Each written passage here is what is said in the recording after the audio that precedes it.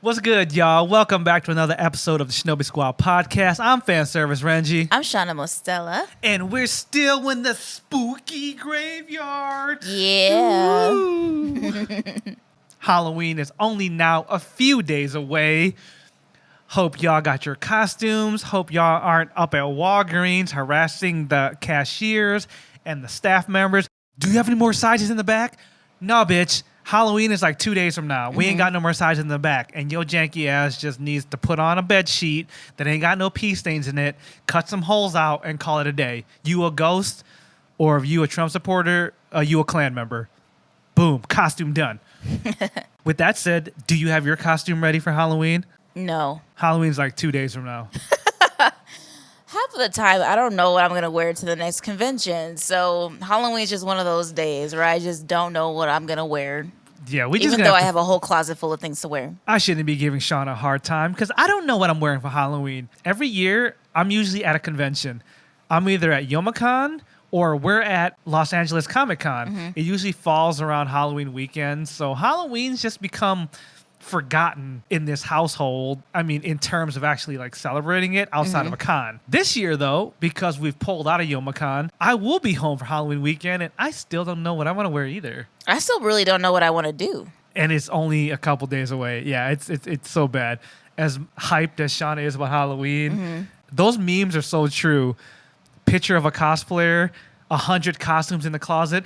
I don't have anything to wear for Halloween. Honestly, it's because I am the type of person that will get in a plane and go somewhere, especially since there's things in Japan that I haven't seen for Halloween, or Thailand, what they do for Halloween, stuff like that. I'm in my travel mode right now still, but it's because of things like the pandemic, and it's things like not having the funds to do it right now. And plus, we live in a small town now, and the options are very slim. So it's like, what do we do for Halloween? Yes, we threw the Halloween party last week, but that's different than actually what are we going to do for Halloween. Honestly, I'm the one that has to do something on Halloween. I have to do something. I've outgrown things like pub crawls and just going to the bar for Halloween. And I know if we wore one of our costumes at a bar, especially a local bar around here, people would flip their lids upon us walking through those doors. They'd be like, what in tarnation is going on here?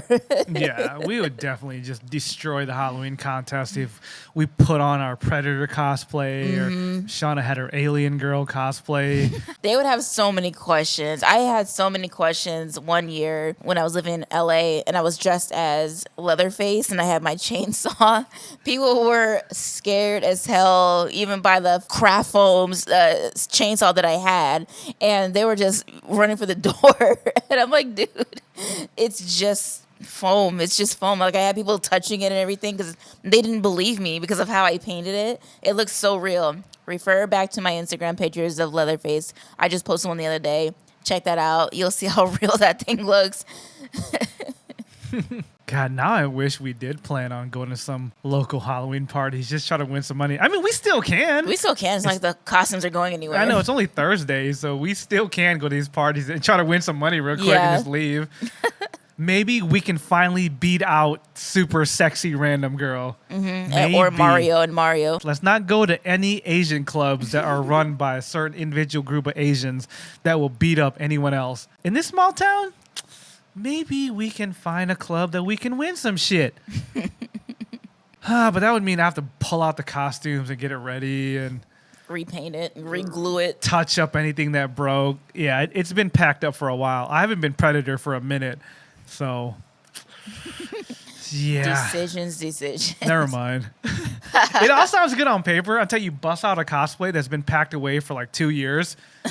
And then it's all like the foam's all unshaped or you're missing pieces. Oh, crap. I threw away my Predator head. That's out of the question. Damn it. I could remake it, but yeah, it would take the next 2 days and I would have to wear it on actual Halloween. Whew, never mind. Never mind. Anyways, last week we talked about the origins of Halloween. As Shana mentioned, going to Japan and Thailand, that was another question I also had was like, how do other countries celebrate Halloween? Or if they have something similar, I understand not every country is going to celebrate Halloween on the same time we do here in America. I'm sure there's something similar.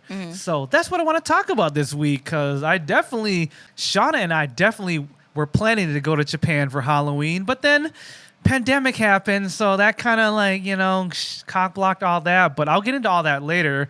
But for now, we'll get into Halloween in other countries, and we'll save Japan for last, since, it's everywhere us weebs want to go. So we'll save Japan for the end. A lot of y'all listeners, including ourselves, we're from the United States of America. Halloween, like most traditions, have lost its origin. People don't even know why they celebrate Halloween, Thanksgiving, Christmas. It's just a generic commercial holiday for most Americans. That's just what it is. Nobody cares about the origin story. They just care if they get gifts or they get a day off. What's interesting, though, is other countries do share similar celebrations, or other countries have adopted what Americans have done and made it their own. So I'll throw it to Shana, and she will get into some of our neighbors. And once again, Renji made me do the research for this, just so he could learn about it during the podcast. But Facts. I was legit like, hey, Shana, what do you know about other countries doing Halloween? She's like, I think this and this. Okay, figure it out. Okay, go. Yeah, I pretty much gave her the homework so I could copy it later.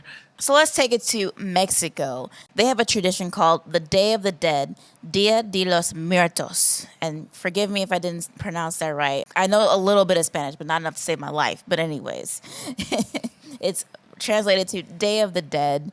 And this is a Mexican holiday which draws a lot of the traditions from indigenous cultures and European cultures as well. Day of the Dead is celebrated October 31st through November the 2nd. This holiday is specifically celebrated for the dead. It's a time where people come together as families, as friends of families, so on and so forth. They come together, they celebrate the life of someone that passed on. And this is like a serious thing that is celebrated. Mourning is very rude during this time. You cannot mourn, you cannot cry during this time.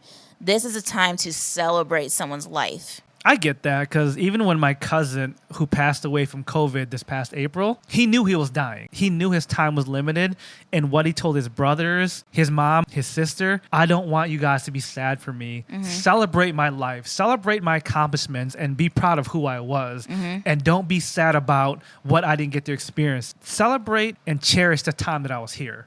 Despite the name Day of the Dead, people come together and throw this elaborate party for the dead during this time. Everything's colorful. They bring out flowers. They decorate altars for the dead. They cook all this amazing food that the deceased person used to love to eat during, when they were alive. They put out candies. They dress up. Everything is just very colorful and like nothing sorrowful at all. Nothing looks sad at all during this time. It's just a time of genuine peace and genuine fun and liveliness. People are dancing in the streets. There's all kinds of like parties going on during this time. It's just an amazing, colorful, really eccentric kind of thing. And it's something that I've always wanted to see, honestly. Like I've always wanted to go over there during this time, but out of respect of people actually celebrating for their dead loved ones, it's kind of not a spectacle to me, and I don't want to treat it like that. Yeah, it shouldn't be a tourist attraction. Yeah. These people are actually celebrating their lost loved ones, and here we are as Americans. Woo! Let's go to Mexico and celebrate partying with the dead. Yeah. I don't know any of you guys, but I'm here because I'm American and I got $200. There's a lot of festivals and a lot of parties that you can go to. Like they do that for tourists because a lot of people that celebrate this time, they do it in private with, family members and friends and things like that where it's private, but they do have, festivals for people that just come out to see the spectacle, but it's not really meant for that. It's meant to just honor the dead and just have fun. It's meant to just be fun. But of course, if drunk tourists come over there and just ruin everything for everybody, it's going to be not a good time. Or James Bond. I saw a James Bond movie. Yes. Yeah, he was messing up the festival because he had to be in town that time and people had to try to kill him. It's a very beautiful thing, but for them to be ruining something, because Because it's James Bond. He's got to find somebody. Funny how James Bond, a white man, is ruining another country's celebration. You British guys just need to stay home. Y'all have colonized everything. Give James Bond a day off, damn it. Refer back to the previous episode when I said alcohol will come into play during Halloween for other countries and other things going on. This is one of those times. This is when, people are eating all day and drinking all day just to commemorate their dead loved ones. Yeah. This is a time when they're just welcoming the spirits back in their homes, and they're passing out drinks and pouring out liquor for their loved ones and doing things like that. So it's a lot of that goes on. So you're very right about drinking during Halloween and just being happy and, having fun. But no one's Halloween traditions include James Bond. The reason why they celebrate Day of the Dead from October 31st to November the 2nd is because when deceased children come back, they come back on the 31st when, it's a time where they're passing out candy and, it's lighthearted, and they come to see their families during that day. But then the next day is meant for the adults that come back, the adult spirits. So that's when they start all the drinking and partying and things like that. There's lots of food that's left out for the spirits. They're left out during the day, and then the family comes back and eats the food that was left out after the spirit has left. And that plays a little part on the harvest aspect of Halloween, which is believed in the European origins and also celebrated in America back in those times. Refer to my history lesson from last week. A lot of the food and a lot of the things that people bring to these parties are a part of that harvest culture and that harvest mentality where they're trying to bring something back to the dead. A lot of you have seen during the Day of the Dead, people will paint the skulls on their faces. I read somewhere that they do that just to blend in with the spirits coming in and out and going throughout the town where they're from. And that's just to, sometimes it's to blend in with them so the spirits won't feel a type of way because they're not living. But a lot of it is like to represent a loved one or to represent themselves, to express themselves however they are as a person.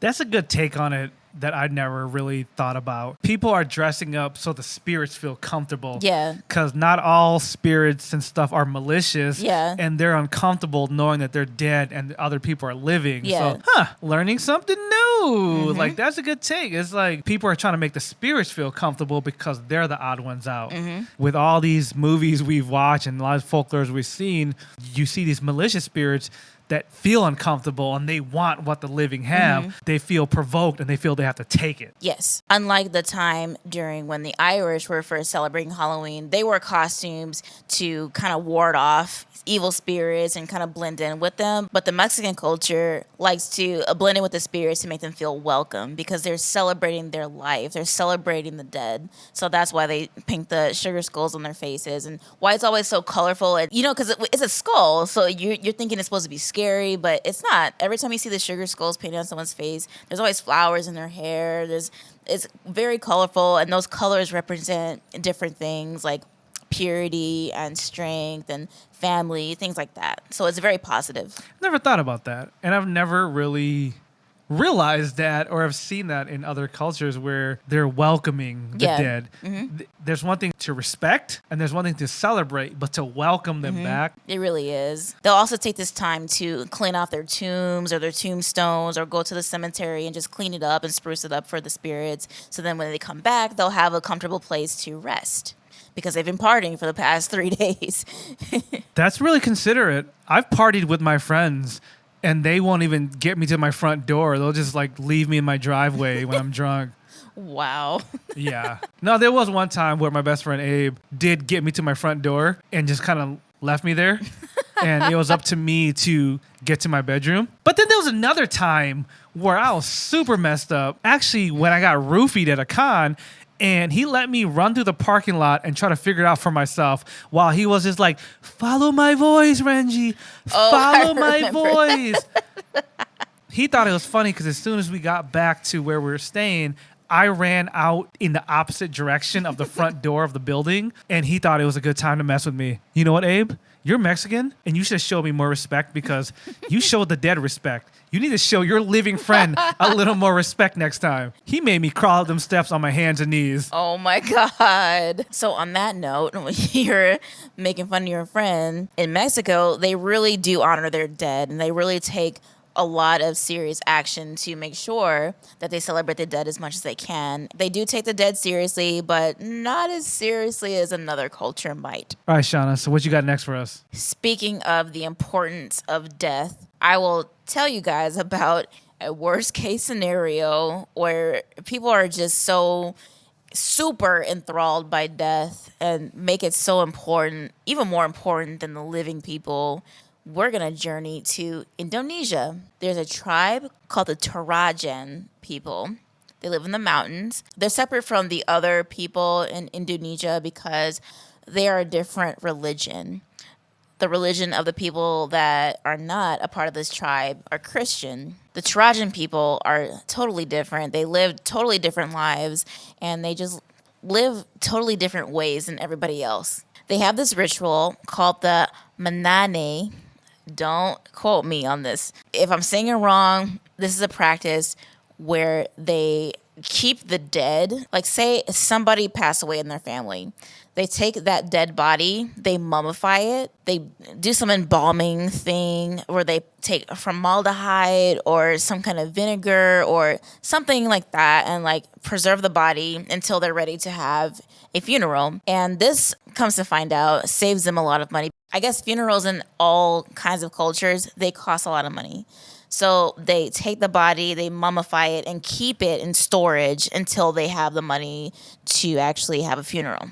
Honestly, funerals in America is a scam. Mm-hmm. It is. When we had to pick my dad's casket, and they're like, "Do you want a casket with a DVD player?" Like a DVD player. Yeah, they literally try to sell us a casket with a DVD player so my dad can watch DVDs in the afterlife. Like, are you serious?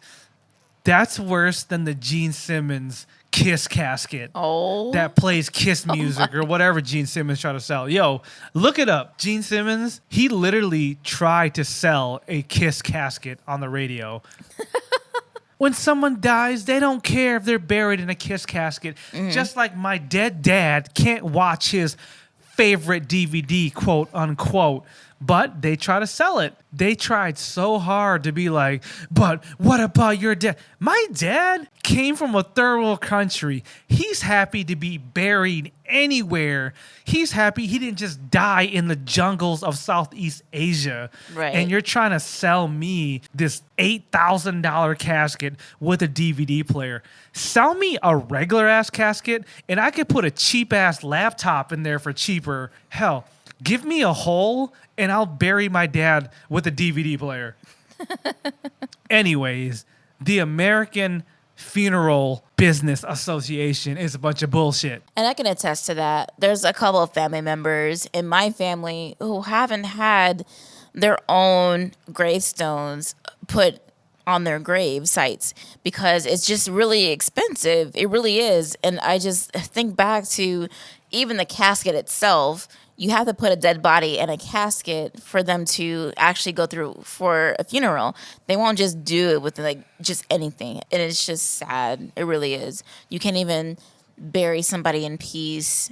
You're already mourning for somebody and you can't even bury them in peace but without shelling out an arm and a leg. It really is such a scam because they play on your emotions. Mm. My aunt told me that my dad's life insurance from his work paid for the funeral. That's why us kids walked away with nothing. Mm-hmm. Actually, we had to pay more to put my dad on the other side of town. My dad actually died on the north side of town, but to bury him on the south side of town because we found a grave plot that he would like because my dad enjoyed nature and hunting. So we found a place for him that he's close to the wilderness and stuff. Mm. Though it's the same city, this city, you can drive from the north side to the south side and be on to the next city in 12 minutes. They charged us double to bury him on the other side of town.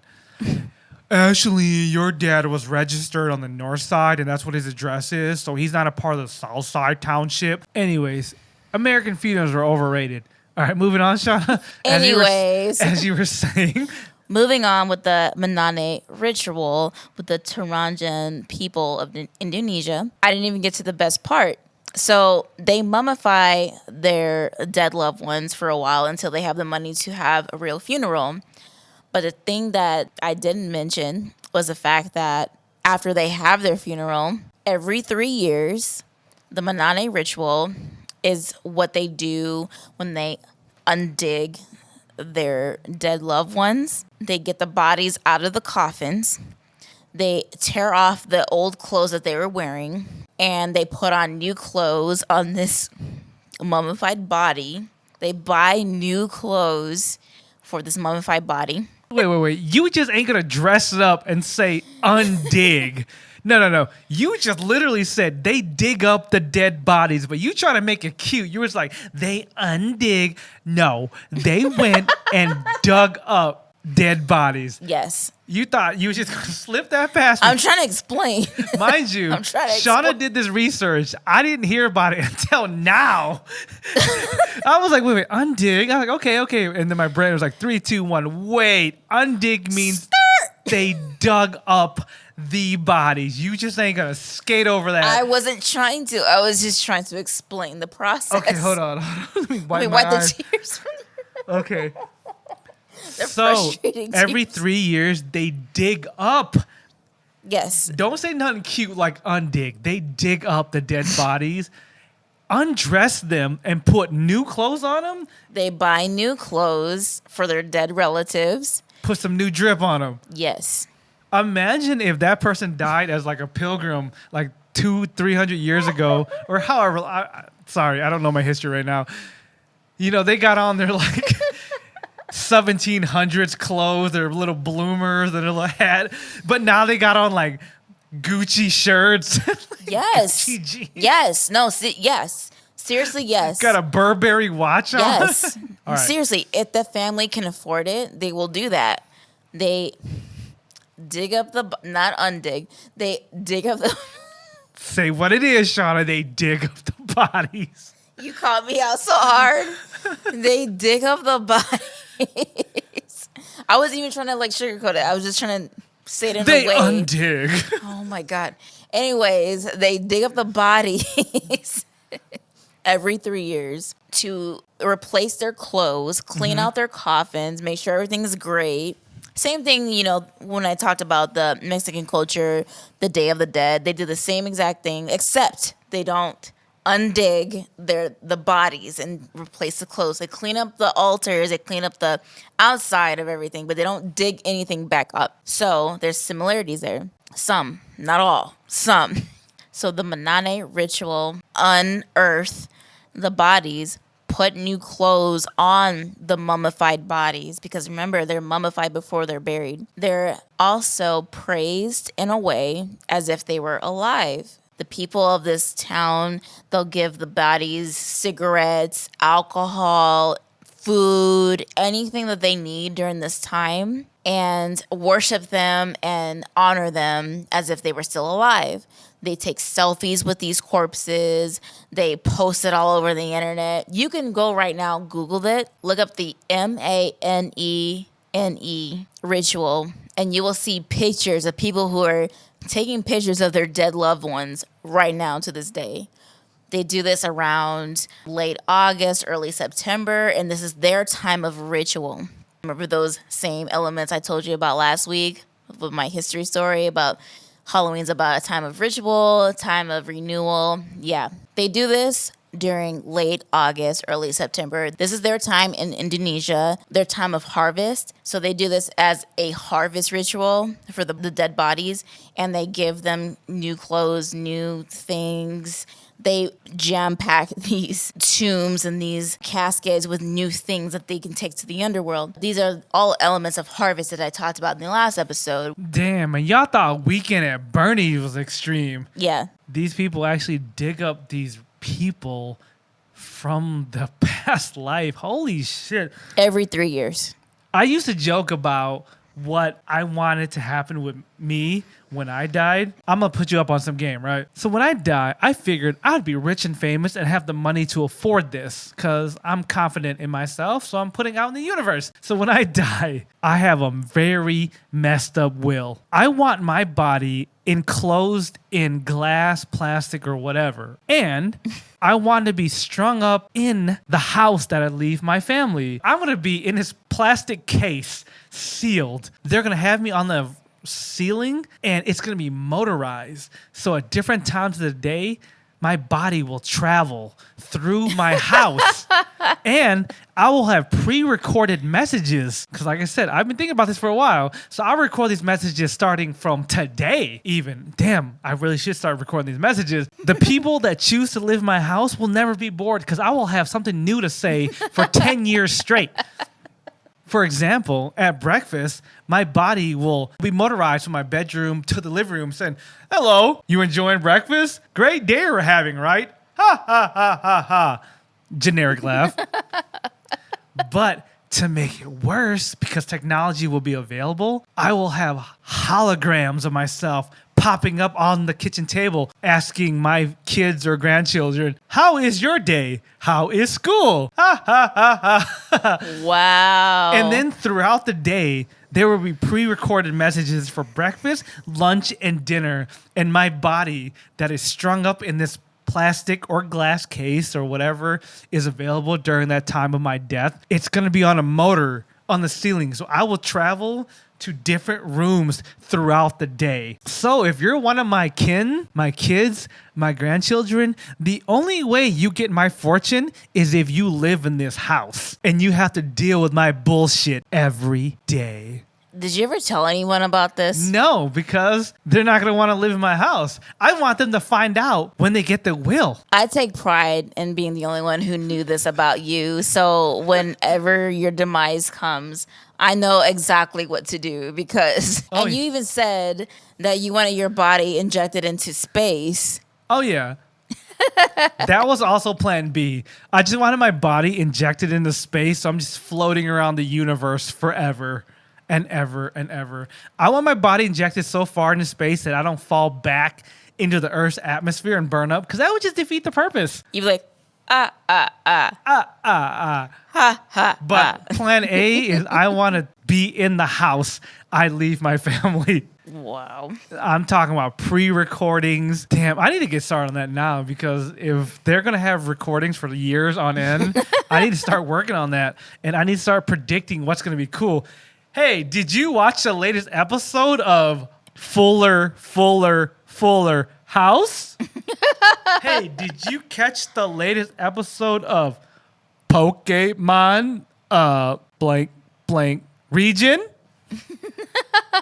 Ooh. You don't have to talk like a robot, though. To people of that generation, it's going to sound like a pre-recorded robot. So that's all we can do. Anyway, so the people in Indonesia, they don't have anything like that. They don't have anyone on like an automatatron just hanging from a hanger and just going around in circles talking to people. They don't have that, okay? So they improvise. They dig up these bodies. They put new clothes on the dead bodies of the loved ones. They even go as far as putting cigarettes in their mouths and taking pictures with them, giving them sunglasses, hats, wigs even. I saw that. Honestly, guys, do me a favor. If you're not squeamish at all, Google Manene festival or ritual, and you will see what I'm talking about, because they take pictures of these loved ones and they take pictures of people who are dead, like corpses with hats on, like baseball hats and cigarettes in their mouth. And they're like pouring drinks for these dead bodies and things and standing them up on sticks. They're dripped out. They look better than I do, honestly. But that's what they do. This is a part of the culture. These people take so much care of their dead. They take it so personally and so seriously, to the point where they take better care of their dead than they do of their living. And that's a concern, obviously. But that's what they do. That's a part of this culture. These pictures that you see on the internet just exceed expectations. And I will never go to this country and see that. The good thing about their culture and what they do, if you're an outsider wanting to see this in person, you can. They allow Americans, they allow outsiders of all kinds into this ceremony, and they will show you. They're like, come on in. Like, unlike the Day of the Dead where, some of them do it in private and they'll go in their house. Let me be the first to tell you, you can go to Indonesia around this time and they will welcome you in their house and show you what they do. When they do this ritual, it's a sight to see. They take pictures and put this shit on Google. So you can only imagine what you'll see in person. They can't put everything on Google, but you will see it in person. Damn, that's intense. Mm-hmm. Damn, that gives me an idea that I could charge tickets for people to see my dead ass floating through my house. Thank you, Shana. Now my kids never have to work again because their dead dad still making money for them to this day. Come see dead ass Renji talking shit through his house.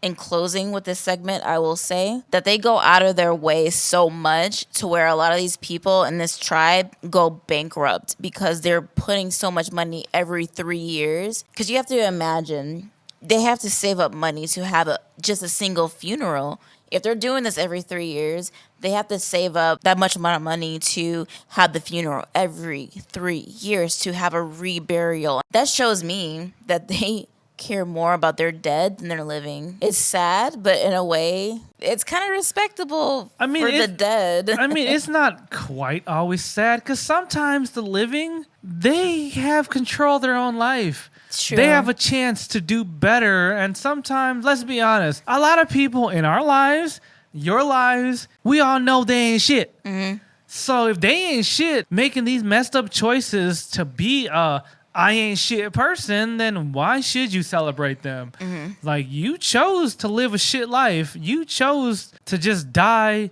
being ain't shit. I get that. I would celebrate someone that meant something to me, that did something for my life, than someone that ain't shit.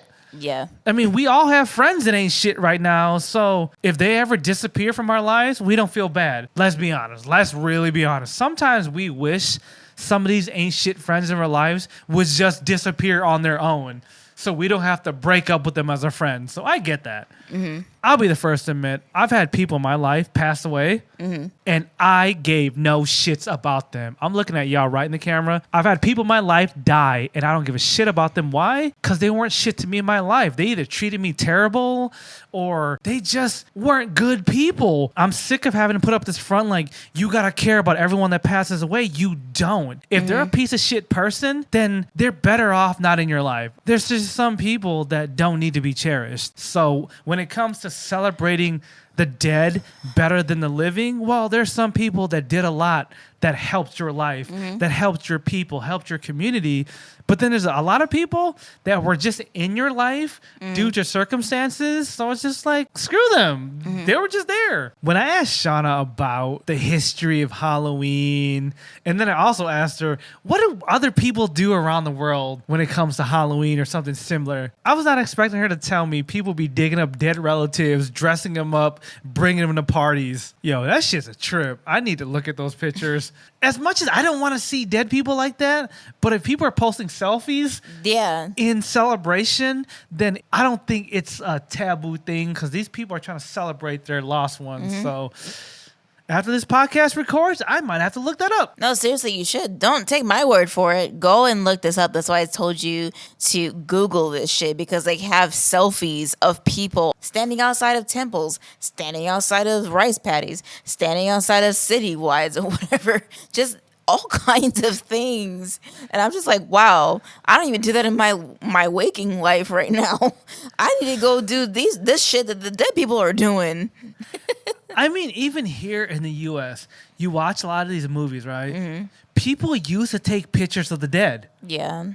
People do that now, actually. That's kind of ghetto to me. I recently just Googled this up to get the specifics of this story.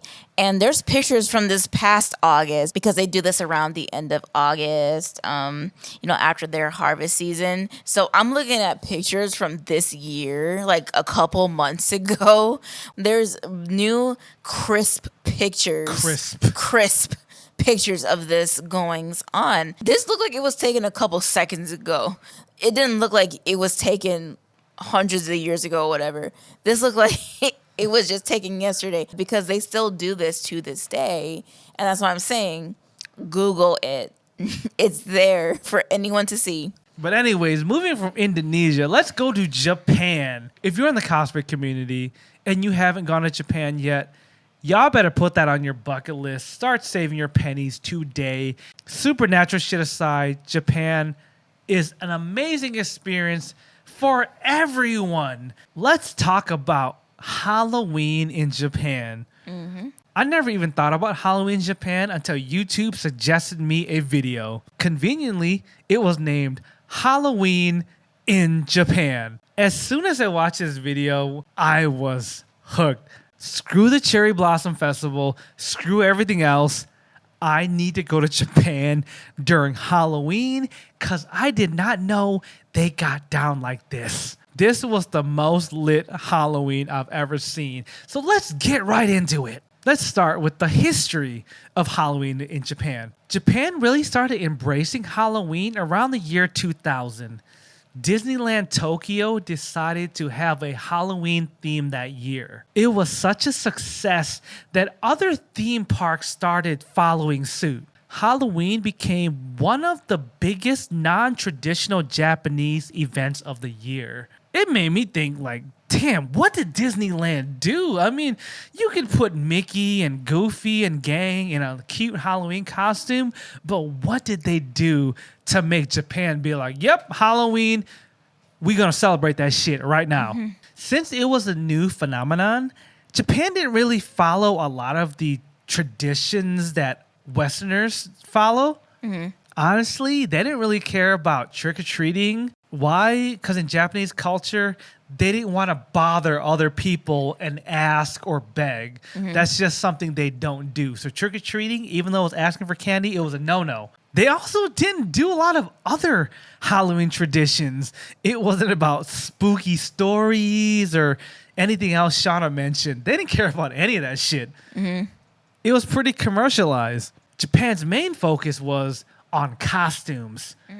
Contrary to popular belief, Japanese people aren't just cosplaying every day. You're not just out in the streets of Tokyo wearing cosplay. No, that shit don't happen. Japanese citizens, especially adults, took advantage of Halloween to finally wear costumes. That was their excuse to dress up and rock out with their cock out. A lot of these costumes were all over the place. It could have been something as simple as a fireman all the way to an obscure anime character, but this was their chance to cosplay in public. One tradition that they didn't do during Halloween was tell ghost stories and really embrace the supernatural. A lot of people save telling ghost stories for the Buddhist Obon festival in August. That was a festival celebrating the spirit world.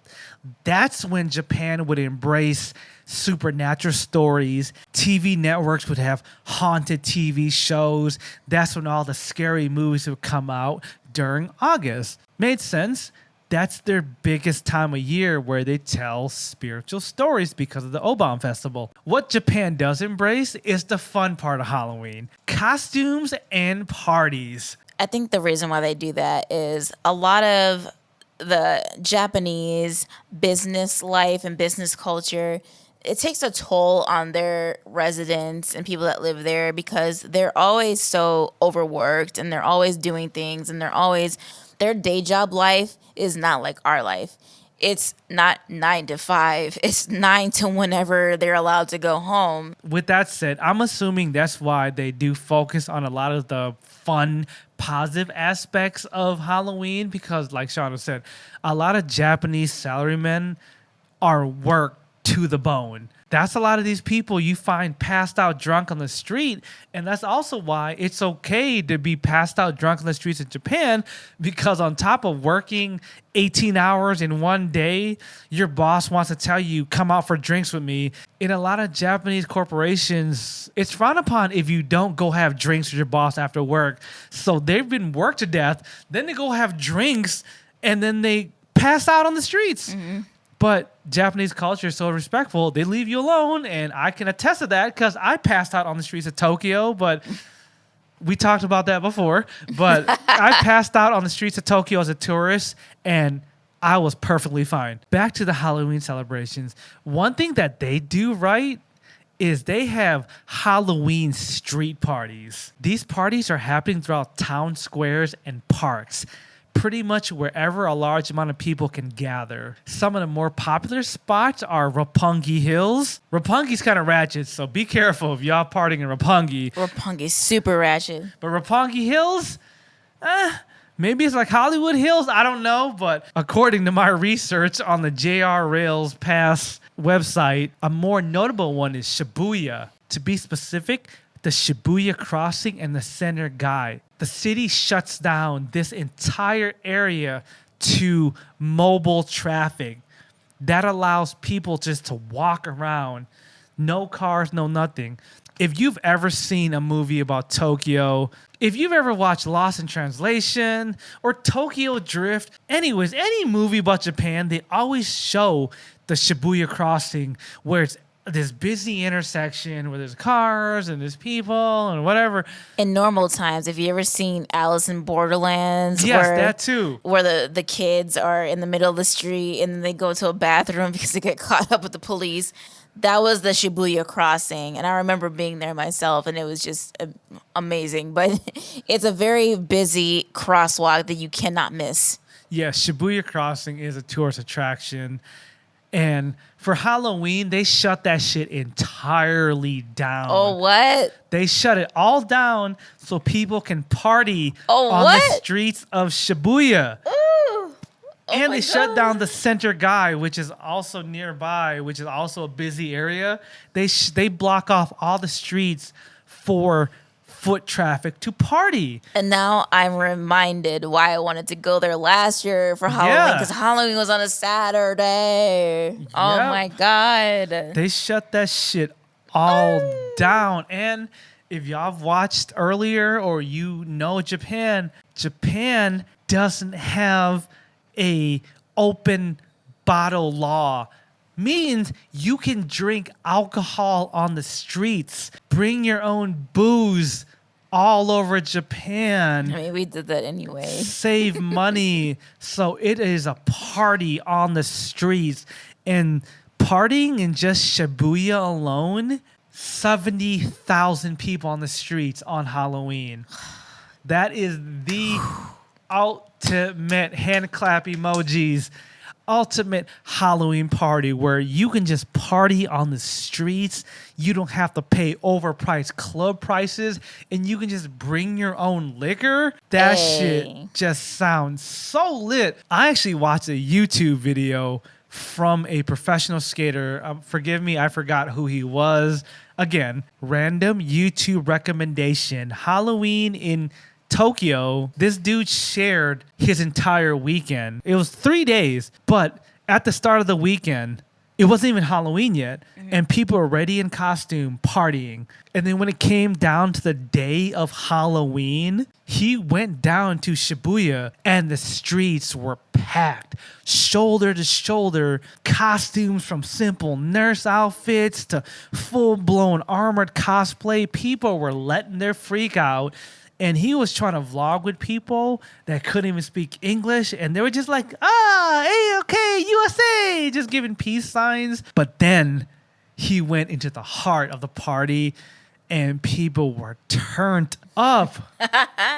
They were so lit. These Japanese people got so drunk and rowdy, they flipped a truck over. They flipped a truck over as a crowd and just like, yeah. And after that video, I was like, I need to go to Japan for Halloween right now. Like yesterday. Give me a time machine so I could be there at this moment. I didn't know Japan got down like that. I still have to show you that video, Shana. Oh, I still have to see it. And the reason why it broke my heart last year during quarantine where we couldn't go anywhere, is the fact that we were really planning on going to Japan last year during Halloween just to see this because I didn't want to see any videos. I wanted to experience it for myself. So that's why it broke my heart so much because not only was Halloween during a weekend day, but it was this immaculate, and I would have loved to have done that. I don't even care. I didn't even care. I'm like, how do I get here? How do I get over there during quarantine? Like, I was ready. I'm like, I will go in quarantine for like 26 days. I will do this. But lo and behold, Japan is like the only country that was like, hell no, we won't go. Hell no, we won't go. So I'm like, no. I was crying. I was literally crying last year when I couldn't go. And this year, I still can't go. So Japan, please, this is a letter from Shana Mostella. Please open today. Please. All right, crying done. We were saving up all our travel points on our credit card to go to. Like, our 2020 vacation was supposed to be in Japan. Mm-hmm. But quarantine happened. They shut that shit down instantly. Going back to that 2019 incident. Just a year prior. Yes. Because the citizens of Tokyo got so hyped, Japan finally enforced the no open alcohol containers in Shibuya. But everywhere else, yeah, get turned up and flip a van over. Since that happened in Shibuya, they banned open alcohol containers on Halloween just for that city. But the rest of Japan, you can get as drunk as you want. Yes. Just don't ruin it for everybody else. Don't flip a truck or a van over. Just don't do that. Don't be dumbass tourists that ruin it for the rest of us. But yeah, just because that incident happened, they finally said, you know what? Maybe we should allow alcohol on the streets on Halloween. You think? 70,000 people drinking as much as they want on the streets. Something was bound to happen. But was it the only year that happened? Yeah. Surprisingly, since 2000 when Halloween was embraced, surprisingly, it took 18, 19 years for the Japanese citizens to finally get so drunk that they tipped the truck over. That was one incident. That was just one time in 20 years. For them to be like, no more. That's too much. That's too much. Especially for 70,000 people? Yeah. God. What did you think was going to happen, though? God, no, it was like, but Japanese people are known to behave and not be so turned up. That's what I'm saying. This happened once, and they're already like a tail between the legs running away. That's what I'm saying. Once with 70,000 people on the streets, like, y'all should just let that go. They got insurance. Oh, man. They got insurance. For y'all out there in the cosplay community, screw the Cherry Blossom Festival. That's overrated and overpriced. Go during Halloween, because that's when the prices are also cheap, because a lot of people don't really think about going in late fall or early March right before the Cherry Blossom Festival. Keep that in mind. A lot of your friends want to be like, let's go during the Cherry Blossom Festival. All right, go if you want to pay twice as much. One of the things that hyped me up that I didn't even know about was the Halloween trains. You can book out seats on Halloween-themed trains. Oh, wow. Yeah, I didn't even know that was a thing, where these trains would pull up and one train could be full of zombies, vampires. Like, they're themed out. And it's an actual thing that they sell tickets for. I saw that, and I didn't think that it was real. So that's real? Yeah, that's real. Oh, my God. And they shut down the lights, too, so where you have to get off the train and figure your way out. Yeah, I'm like, oh, no.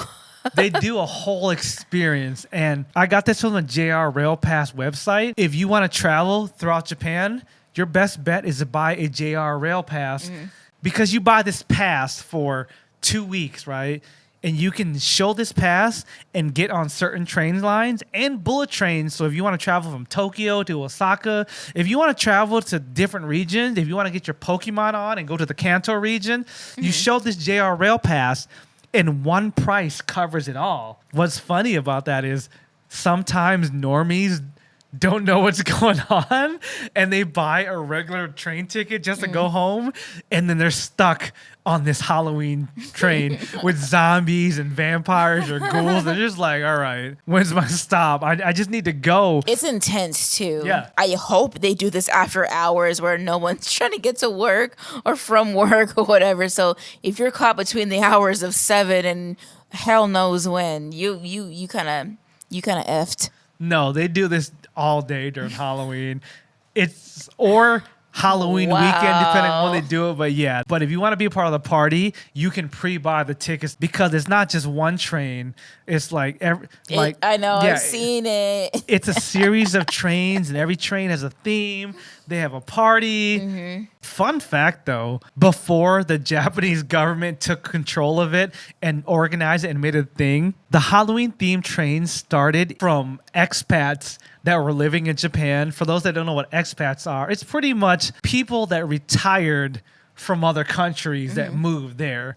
I'm assuming these were American expats because it sounds like them. Because Japan didn't celebrate Halloween in the early 90s, these expats were just like, you know what? Let's throw parties on the train. So these people, these retired soldiers and whoever were throwing parties on these Japanese trains. And of course, leaving a mess for the train people to clean up afterwards. And it just became a thing over the years. So the government was like, you know what? Since people love these train parties, let's just throw them ourselves. America, I guess. Let's disrespect another country's clean subway system. But I guess y'all started something good. All right, so let's move on to the last thing about Japanese Halloween traditions. The theme parks. Disneyland started this all, and now a bunch of other theme parks have embraced it, and Halloween's a big deal. Universal adopted it. I would love to go to Halloween Horror Nights in Tokyo. Just Universal Japan, they already have Attack on Titans as a theme ride. Just imagine the shit they would do for Halloween. Especially because Japan doesn't shy away from supernatural folklore. As we've seen, a lot of our favorite horror movies, like The Grudge, for example, all have come from Japan. But one I didn't expect was Sanrio, the Hello Kitty park. Hello Kitty Halloween. I know they have a lot of Sanrio characters, but I've never seen one that was actually scary. So if Hello Kitty came out and was like gonna bite my head off, I would scream. I would run for the hills. I mean, I don't know if this is Sanrio, but I've always been a fan of Gloomy Bear, and he's like a murderous teddy bear. So like, if it was anything like that, I'd probably be like, I would love it. I would totally love it, but I would really be scared about it. Yeah, I was surprised when I read this article and they said Sanrio. I was like, Hello Kitty? Hello Kitty Since when? Hello Kitty got a Halloween Horror Night? Holy shit. I would, yeah, if you turn something whimsical into something scary, I think I would shit my britches. Honestly, I would. Japan just got it all, y'all. If y'all take anything from this podcast, go to Japan for Halloween. Whenever they finally open up their borders, Japan for Halloween. That's all I can say. I would be scared of anything cute coming at me. It was supposed to be scary. Like, hi, I love you. Oh my God, what the hell?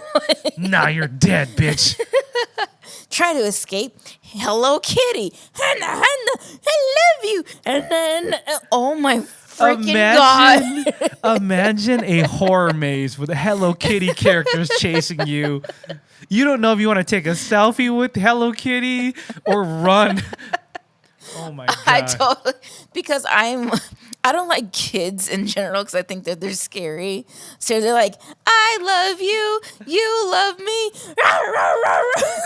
Oh my God, it would just scare the crap out of me if they pulled out a knife or if they pulled out some poison or whatever. I would be totally scared. Shana would be knocking over random kids like, I don't trust you, bitch, and just kicking them. This is Sparta. And she just kicks him in a hole. She's like, I'm just an attendee. Kicking little 5-year-old kids.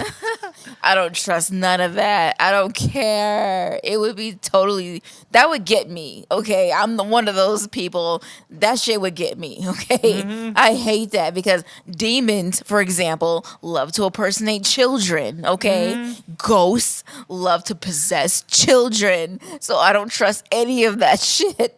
I don't care if they're wearing Hello Kitty, Rilakkuma, my twin stars, or whatever. I don't care. Send real characters. It's off limits. I don't give a crap. No, it's not off limits. It's on limits. I should say it's on limits. I'm kicking everybody. Everybody going down. So if you are bringing young kids to spooky Hello Kitty land during Japanese Halloween, don't be surprised if someone like Shana kicks them over to save her life. Bam. Practicing my taijutsu. Gonna rock Lee on their ass. All right, y'all. Hope y'all have learned a few things about Halloween or Halloween-like festivals in other countries. It was kind of nice to do an educational podcast. Gives us a break from talking about the drama of the cosplay community. I've learned a lot. I'm glad I told Shana to study these things, just tell me right now during the podcast so y'all can get real reactions. It's been an episode. I hear a lot about these stories that I told you guys in the past couple of episodes on different people's YouTube channels where they do like the top 10 most haunted spaces or top 10 most weird destinations that you have to go to during Halloween. And I hear these things all the time, but I never think that I'm going to do a podcast episode about it. So I never really contain this information in my head. So I have to re-memorize these things and relearn these things myself. So I'm glad I had the opportunity to tell you guys about the things I've been hearing over the years. I'm glad that you guys hung in there for that history lesson. Real quick before we wrap up, I just want to say thank you to those of y'all that showed up to our cosplay Halloween party at Panic Escape Room. Your support means so much to us. As we've said time and time again, Shana and I are out here self-employed. We hustling. So this is our source of income. We throw in these parties. We got our Etsy store. We appreciate all the support you've been giving us because without y'all, we wouldn't be living right now. All right, y'all. So Renji usually does this, but I'm going to close it out for y'all tonight. Thank y'all so much for watching this episode of the Shinobi Squad Podcast. I am Shana Mostella. I guess I'm fan service Renji. Shana's just going to take my job from me. They took my germs. Took my germs. Hashtag South Park. Thank you so much, guys. We'll see you next week. Bye, guys.